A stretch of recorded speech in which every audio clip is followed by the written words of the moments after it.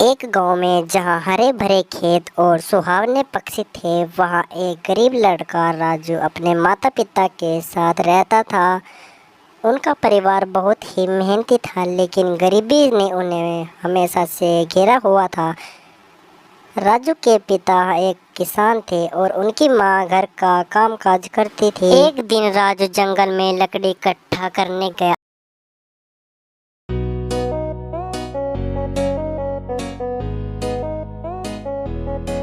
अचानक से उसे एक पुरानी जंग लगी टोकरी मिली। उत्सुकता से उसने उसे उठाया। अरे ये है क्या चीज है? ये तो कोई जादुई चीज लग रही है। चलो चलकर मम्मी को दिखाते हैं।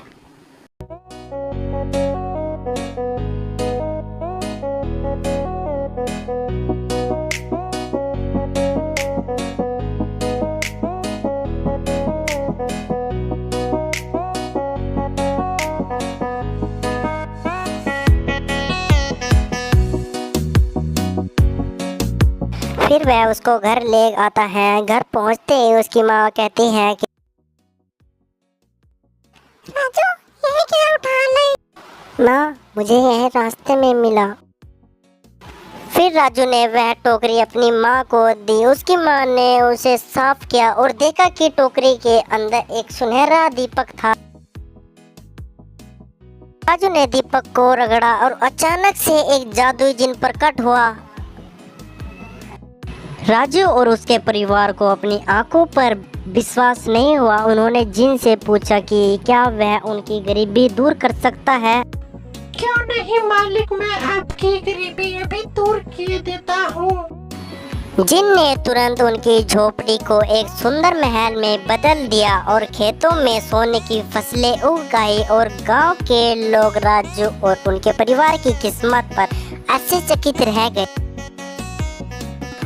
राजू ने जिन की मदद से गांव के सभी लोगों की मदद की। उसने सभी के लिए स्कूल और अस्पताल बनवाए। धीरे धीरे गांव एक समृद्ध और खुशहाल स्थान बन गया।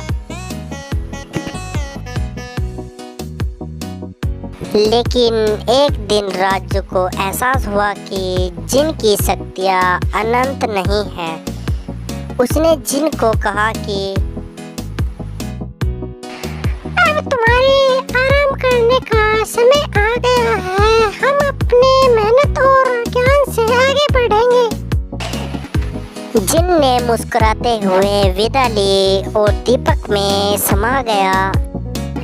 राजू और उसका परिवार मेहनत और लगन से अब भी एक उदाहरण था कि कैसे मेहनत और दृढ़ता से किसी भी समस्या का समाधान हो सकता है। यह कहानी हमें सिखाती है कि जादू सिर्फ हमारे सपनों में ही नहीं, बल्कि हमारी मेहनत और विश्वास में भी होता है।